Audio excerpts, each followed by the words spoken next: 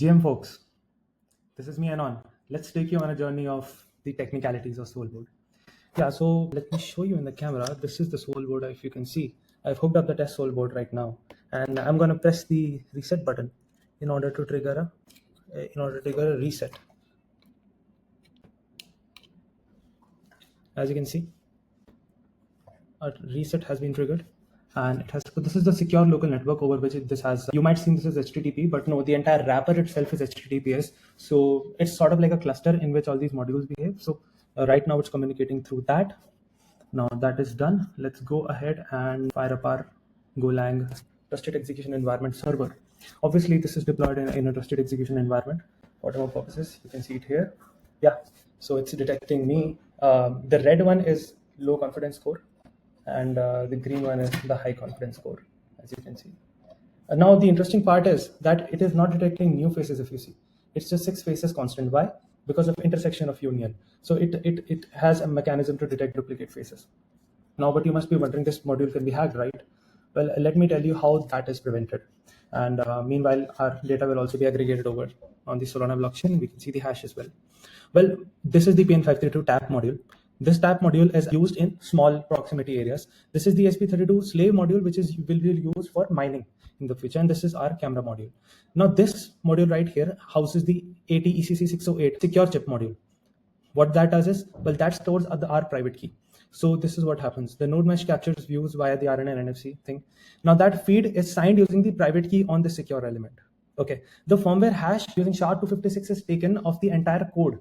So let's say advertiser company tries to upload any other code on our module, that will be flagged off because the hash firmware hash won't match. Now that firmware hash proof of use with tabs is sent over to the smart contract. Oracle smart contract. Obviously, it's signed and all the firmware hashes are verified, and that is how proof of use are sent over on chain.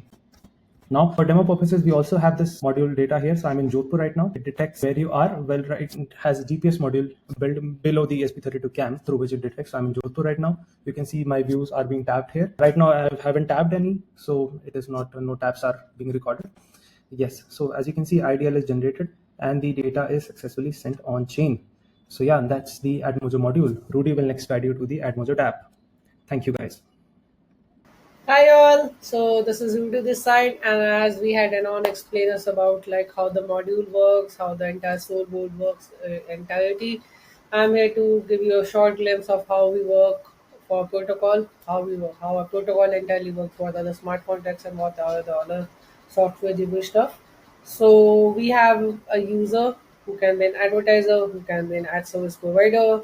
As an advertiser, they can create campaigns, they can manage campaigns, they can add locations to their campaigns, they can disperse payments with the decision which is coming from the Oracle. And if we talk about the Oracle is basically a platform where if you register a new location as an ad service provider, your location would send its data to the Oracle, which is a decentralized counterpart for storing data in SoulBoard. And using Oracle, decisions can be made like how payment can be dispersed, heat maps can be generated in longer run, locations can have their analytics, complete analytics like how they're working. And yeah, that's a flow of how SoulBoard works. If we talk about the website, as a provider, have new locations.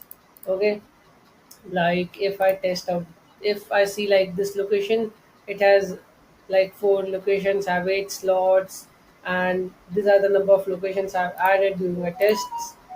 This is how you can add new locations into the SoulBoard. Apart from that, this is how the this is how the campaign creation flow actually looks like as a user, you can add new campaigns to the SoulBoard. You can actually add some new locations into your campaign. And yeah, that's how the things look like for a user. If we talk about the Oracle, we have this Oracle suite and simple Oracle with us, which can simply add device, update device metrics. And yeah, that's it for SoulBoard. Thank you.